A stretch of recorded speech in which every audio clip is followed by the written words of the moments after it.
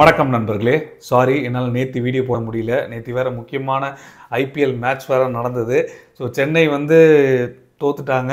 So இன்னும் 2 match ஜெயிச்சா தான் அட்லீஸ்ட் பிளே ஆஃப்க்கான வாய்ப்புகள் கிடைக்கும். ஸோ பொறுத்திருந்து பார்ப்போம். டோனி ரசிகர்கள் கண்டிப்பாக அதிருப்தியில் தான் இருப்பீங்க. ஸோ இன்றைக்கி நான் முக்கியமான ஒரு சில தகவல் வச்சுருக்கேங்க சொல்கிறதுக்கு. சமீபத்தில் ஜம்மு காஷ்மீரில் இந்திய ராணுவம் ஒரு முக்கியமான ஆப்ரேஷன் நடத்திக்கிட்டு இருக்காங்க. இந்த ஆப்ரேஷன் இப்போ சக்ஸஸ்ஃபுல்லாக முடிஞ்சிருக்குன்னு சொல்லியிருக்காங்க. இது மட்டும் இல்லை, இப்போ வியட்நாம் ஒரு விதமான பேச்சுவார்த்தைகளில் இந்தியாவோட இருக்காங்க. டிஃபென்ஸ் எக்ஸ்போர்ட்டுக்கான இன்னொரு வாய்ப்பு நமக்கு அமையறதுக்கான வாய்ப்புகள் இருக்குன்ற தகவல் வந்திருக்கு. இது மட்டும் இல்லை, இஸ்ரேலும் இந்தியாவும் அமைதியாக பயங்கரமான ஒரு டிஃபென்ஸ் டைப் வச்சுருக்காங்கன்னு இப்போ யூஎன்ல ஒரு ரகசியமாக ஒரு ரிப்போர்ட்டை லீக் பண்ணியிருக்காங்க. ஸோ இந்த விஷயங்கள் எல்லாமே இந்த வீடியோவில் நம்ம பார்க்க போகிறோம். ஸோ முடிஞ்ச அளவுக்கு ஸ்கிப் பண்ணாமல் முழுசாக பாருங்கள், அப்போ தான் உங்களுக்கும் புரியும். நண்பர்கள் சேனல் புதுசாக வந்தீங்கன்னா சப்ஸ்கிரைப் பண்ணி உங்களோட ஆதரவுகளை கொடுங்க. ஸோ ஃபஸ்ட்டு நம்ம பார்க்க போகிற விஷயம் என்ன அப்படின்னு பார்த்தீங்கன்னா, இந்திய ராணுவம் சக்ஸஸ்ஃபுல்லாக இப்போ சமீபத்தில் குறிப்பாக இந்தியன் ஏர்ஃபோர்ஸோட இந்த கேண்டர் மேலே ஒரு தாக்குதல் நடத்தியிருக்காங்க பயங்கரவாதி. இதில் ஒருத்தர் வீரமரணம் அடைஞ்சார். இது தொடர்ந்து முறுக்கி விட்டாங்க. பெரிய லெவல் ஆப்ரேஷனை காடு பகுதிகள் சுத்து போட்டு எல்லாத்தையும் தேடிட்டு இருந்தாங்க. ஸோ இப்போ சமீபத்தில் ஒரு சில தினங்களுக்கு முன்னாடி ஒரு 3 பயங்கரவாதிகளோட அடையாளத்தோட அவங்க புகைப்படங்களை வெளியிட்டிருந்தாங்க. இப்போ 40 மணி நேரம் இந்த ஒரு ஆப்ரேஷனில் 3 டெரரிஸ்ட்டை நியூட்ரலைஸ் பண்ணியிருக்காங்க சொல்லப்படுது இந்திய ராணுவம். ஸோ அவங்கள ஐடென்டிஃபை பண்ணி இதை நியூட்ரலைஸ் பண்ணிருக்காங்க. ஸோ இப்போ நம்ம பேசிகிட்டு இருக்க வரைக்கும் இது 4 பயங்கரவாதிகளாக அதிகரிச்சிருக்கு. ஆனால் ஃபஸ்ட்டு 40 ஹவர்ஸ்லேயே பயங்கரமான ஒரு ஆப்ரேஷனை முறுக்கி விட்டு இந்த வேலைகளை முடிச்சிருக்காங்கன்னு சொல்லப்படுது. ஸோ கண்டிப்பாக இந்திய ராணுவத்தை பொறுத்தளவு அவங்களோட ஸ்டேட்மெண்ட்டில் என்ன தெரியுது அப்படின்னா, ஒரு போர் மாதிரியான ஒரு ஆக்ஷன்ஸ் தான், ஒரு நடவடிக்கைகள் தான் நாங்கள் எடுத்துக்கிட்டு இருக்கோம். ஸோ எல்லா விதமான முயற்சிகளுமே இதில் நடந்துக்கிட்டு இருக்கு. முடிஞ்ச அளவுக்கு நாங்கள் முழுமையாக அமைதிகளை ஜம்மு காஷ்மீர் பார்டர் செக்டரில் குறிப்பாக டீப் வில்லேஜ் சைட்லையும் நாங்கள் கொண்டு வரதுக்கான முயற்சிகள் மேற்கொண்டுட்டு இருக்கோம் அப்படின்ற ஒரு ஸ்டேட்மெண்ட்டை விட்டுருக்காங்க. கண்டிப்பாக இந்தியாவுக்கு இந்த ஆப்ரேஷன் ரெட்வானி பாயின் அப்படின்னு சொல்கிற இந்த சக்ஸஸ்ஃபுல்லான ஆப்ரேஷனை முடிச்சிருக்காங்க. ஸோ கண்டிப்பாக நம்மளோட வாழ்த்துக்களை தெரிவிச்சுப்போம். நீங்களும் உங்கள் வாழ்த்துக்களை கீழே கமெண்ட்டில் சொல்லலாம். ஸோ இது தொடர்ந்து அடுத்து நம்ம பார்க்க போகிற இன்னொரு முக்கியமான ஒரு விஷயம் என்ன அப்படி பார்த்தீங்கன்னா, அதாவது வா ராசா வா, நீங்கள் வருவன்றது தெரியும் அப்படின்ற மாதிரி தான் மால்தீவ்ஸு கொஞ்சம் நெஞ்ச பேச்சாக பேசினாங்க. எப்படி இந்தியாவோட ஒரு டிப்ளமேசிக்கு ஒரு எதிராக எவ்வளோ விதமான கருத்துக்கள், அதுவும் நேரடியாகவே இந்த முகமது முர்சி பிரசிடென்ட்டு நாங்கள் ஏதோ சின்னவங்க அப்படின்றதுனால எங்களை நீங்கள் புல்லி பண்ணாதீங்க அப்படின்ற மாதிரியான ஒரு ஸ்டேட்மெண்ட்லாம் விட்டுருந்தாங்க. ஸோ இப்படி ஒரு டிப்ளமேட்டிக்கான ஒரு பிரச்சனைகள் போயிட்டு இருக்கும்போது இந்தியா கண்டுக்கவே இல்லை, நீ என்னவோ பண்ணிட்டு போ அப்படின்னு சொல்லிட்டு விட்டுட்டாங்க. ஆனால் இப்போ இந்தியாவுக்கு மால்தீவ்ஸோட ஃபாரின் மினிஸ்டர் வந்திருக்காரு. ஒரு சில தினங்களுக்கு முன்னாடி டூரிஸ்ட் மினிஸ்டர் கெஞ்சினார், இந்தியன் டூரிஸ்ட்டை நாங்கள் வெல்கம் பண்ணுவோம், இங்கே இருக்கிற பிரச்சனைகள்லாம் பற்றி யோசிக்காதீங்க, டூரிஸ்ட்டு நீங்கள் டூரிஸ்ட்டாக இங்கே வந்தீங்கன்னா உங்களுக்கு எந்த ப்ராப்ளமும் இல்லை, எல்லா விதமான விஷயங்களும் நாங்கள் மேற்கொள்கிறோம் அப்படின்னு அவர் சொன்னார் அவரோட பங்குக்கு. ஆனால் இங்கே ஒரு விஷயத்தை மால்தீவ்ஸோட ஃபாரின் மினிஸ்டர் என்ன சொல்கிறாரு, சைனீஸோட உளவு கப்பலா, நாங்கள் எப்போ அவங்கள ரிசர்ச் பண்ணுறதுக்கு மால்தீவ்ஸ்குள்ளே அலோவ் பண்ணோம் அப்படின்னு அவர் ஒரு விஷயத்த சொல்லிட்டாருங்க.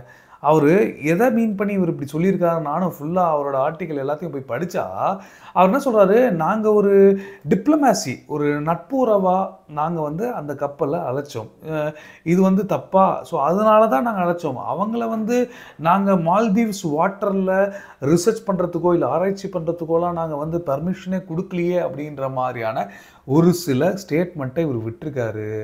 ஸோ இது நமக்கு எதை காட்டுது அப்படின்னு பார்த்தீங்கன்னா, அதாவது ரொம்ப தெளிவாக தெரியுது அது ஒரு உளவு கப்பல். ஸோ ஸ்பை ஷிப்பு முக்கியமாக எதுக்கு பயன்பட போகுதுன்னா, மிசைல்ஸ் சோதனைகள் நடந்தால் மிசைல்ஸோட அந்த ரூட் ட்ராக் எவ்வளோ ஸ்பீடு என்ன ஏதுன்னெலாம் பார்க்க முடியும். அது ஒரு பக்கம் இருக்கட்டும். ஆனால் இந்த சப்மரைன்ஸ் வரத்துக்கு கரெக்டாக ஏதுவான பாதைகள் இருக்கா, அந்த கடல் பகுதியில் எந்த பிரச்சனைகளும் இல்லாமல் இருக்கா, எதெல்லாம் நம்ம ஸ்ட்ராட்டஜியாக யூஸ் பண்ணலாம், எவ்வளோ கிலோமீட்டர் தூரத்தில் எல்லைகள் இருக்குது, எங்கெங்கே எந்த மாதிரி இருக்குதுன்னு இது அங்கேருந்து அந்த ரூட்டு வரும்போது ஃபுல்லாக ஆராய்ச்சி பண்ணிட்டு தான் வரப்போகுது. இவர் என்னமோ இந்த விவரம் கூட தெரியாமல் இந்தளவுக்கு ஒரு ஃபாரின் மினிஸ்டராக இருப்பார் நமக்கு தெரியல.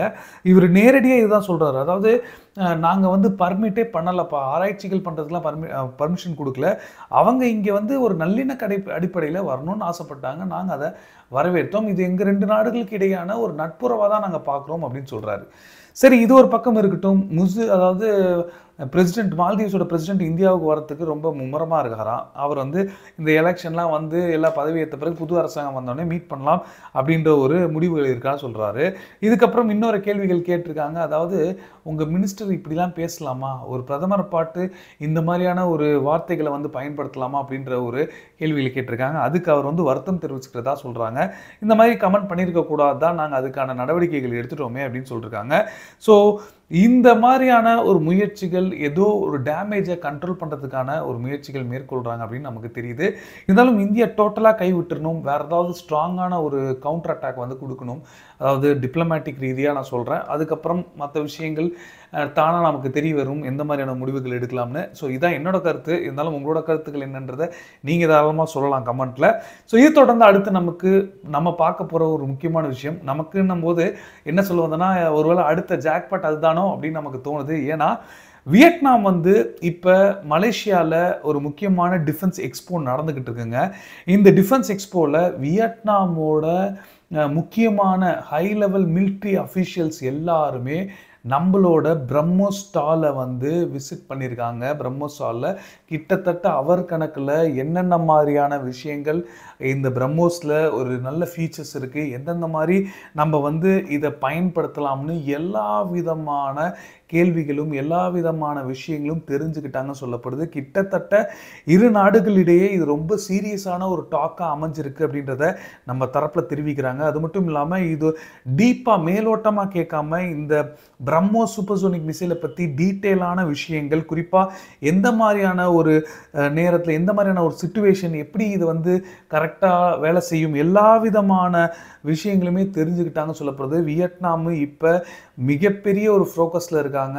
இந்த பிரம்மோஸ் மிசைல் பிலிப்பைன்ஸ் வாங்கியிருக்காங்கன்னா ஏதோ ஒரு காரணத்துக்காக தான் வாங்கியிருப்பாங்க. ஸோ இப்போ அதாவது இந்தியா கிட்டேருந்து நம்மளும் இதை வாங்கலாமா அப்படின்ற ஒரு அதாவது கிட்டத்தட்ட ஒரு ஃபைனல் ஸ்டேஜுக்கு அவங்களோட இன்ட்ரெஸ்ட் டச் ஆகிருக்கு அப்படின்ற விஷயங்கள் தெரிவிக்கிறாங்க. ஏன்னா நம்ம எல்லாருக்குமே தெரியும், இப்போ நமக்கு வந்து இந்த ஜியோ பொலிட்டிக்கல் டைனாமிக்ஸ் மாறிக்கிட்டே இருக்குது. ஸோ இந்த மாதிரியான ஒரு டென்ஷன்ஸ் வந்து இந்தியாவுக்கு ஏதோ ஒரு வகையில், குறிப்பாக சவுத் சைனா சீல இருக்க டென்ஷன்ஸு ஏதோ ஒரு வகையில் ஒரு எக்ஸ்போர்ட் பொட்டென்ஷியலாக மாறக்கூடும் அப்படின்றது தான் நமக்கு தெரியுது. இருந்தாலும் இந்த பிரம்மோஸ் டீலு வியட்நாம் வாங்க போகிறாங்க அப்படின்னா இந்தோ பசிபிக் என்ன நிலமையில் இருக்கும் பாருங்கள். பிலிப்பைன்ஸு, அதுக்கப்புறம் இந்த சைடு வியட்நாமு, இன்னும் மலேசியா, இந்தோனேஷியா பேச்சுவார்த்தைகள் இருக்காங்க சொல்லப்படுது. ஸோ இது எல்லாமே கண்டிப்பாக ஒரு மார்க்கெட்டிங் ஸ்ட்ராட்டஜி நான் ஏற்கனவே சொல்லிட்டேன். ஸோ பிலிப்பைன்ஸ் தொடர்ந்து கண்டிப்பாக இந்தியா வந்து மற்ற நாடுகளோட ஏதாவது ஒரு இந்த ஆசிய நாடுகளில் 10 நாடுகளோட கண்டிப்பாக டீல் சைன் பண்ணுவாங்க அடுத்த ஒரு சில ஆண்டுகள்ன்றது எனக்கு தோணுது.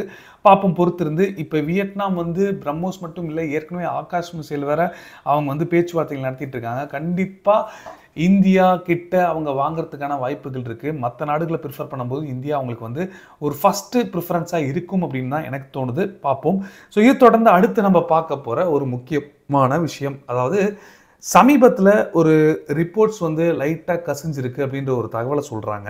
ஸோ இந்த தகவல் வந்து நமக்கு தெரிஞ்ச விஷயமா தெரியலாம். ஆனால் இஸ்ரேலும் இந்தியாவும் பயங்கரமான ஒரு டைஸ் வந்து வச்சுருக்காங்க. ஆர்ம்ஸ் டீலிங்கு இதுவரைக்கும் அப்படியே இல்லாத அளவுக்கு ஒரு பெரிய லெவலில் ஆர்ம்ஸ் டீலிங்கை வச்சுட்ருக்காங்க. இஸ்ரேலோட டாப் கஸ்டமர் பார்த்தீங்கன்னா ஆர்ம்ஸ் எக்ஸ்போர்ட்டில் இந்தியா தான் அப்படின்ற விஷயங்களை இதில் சொல்லியிருக்காங்க. அதுவும் தொடர்ந்து 3 வருடங்களாக இதே மாதிரியான ஒரு விஷயங்கள் நடந்துக்கிட்டு இருக்கு. கிட்டத்தட்ட போன வருஷம் மட்டுமே கிட்டத்தட்ட நியர் டு 1 பில்லியனுக்கு வந்து ஆர்டர் பிளேஸ் பண்ணியிருக்காங்க. என்ன ஆர்ம்ஸு, என்ன மாதிரியான டீலு எதுவுமே சொல்லலை. ஆனால் இந்த அளவுக்கு இந்தியாவும் இஸ்ரேலும் அமைதியாக பல காரியங்கள் பண்ணிட்டு இருக்காங்கப்பா அப்படின்னு சொல்கிறாங்க. நம்ம எல்லாருக்கும் தெரியும், இந்த பாரக் 8 மிசைல் வந்து அயன் டோமை பற்றி பேசுகிறோம். ஆனால் அயன் டோமை விட ஒரு படி மேலே இருக்கிற இந்த Barak 8 surface to air missile SAM இருக்குது பாருங்கள். இது கிட்டத்தட்ட 777 மில்லியனுக்கு வந்து பெல் நிறுவனத்தோட, BEL நிறுவனத்தோட இந்தியா ஒன்றிணைஞ்சு இது இந்தியன் நேவிக்காக